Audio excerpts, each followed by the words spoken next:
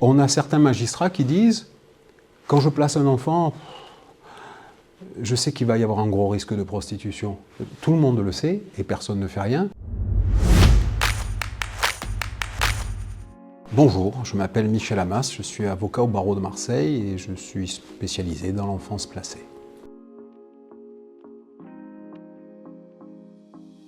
Parce qu'elles ne sont pas du tout encadrées, que les foyers sont dits ouverts. Là, ils sortent tous les soirs. Il n'y a pas de prise en charge réelle. Souvent, d'ailleurs, les enfants ne sont pas scolarisés tout de suite. Il y a parfois 1, 2, 3, 4, 5, 6, 8 mois où ils ne sont pas à l'école. Les réseaux de stupes ont trouvé la faille dans la raquette. C'est facile de récupérer cette matière première qu'est l'enfant. Ce n'est pas du tout de la prostitution, ce n'est uniquement que des réseaux de pédophilie. Le premier fournisseur français de réseaux de pédophilie, c'est le département. Aucun de ces enfants ne se prostituer avant d'être placé. C'est tout simplement inacceptable.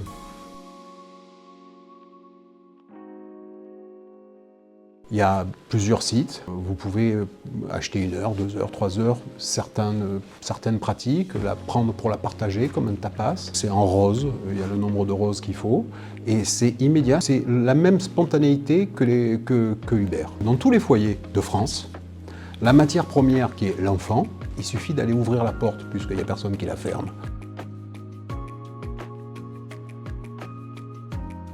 D'abord, il faut un process qui n'existe pas. Dès qu'il découvre que l'enfant a de l'argent, ne serait pas là, il faut saisir le juge dans la seconde, il faut que ça soit automatique. Immédiatement, il faut mettre un suivi médical. Ces enfants ont plusieurs rapports sexuels tarifés par jour, il n'y en a aucune qui a un suivi médical, un suivi psy.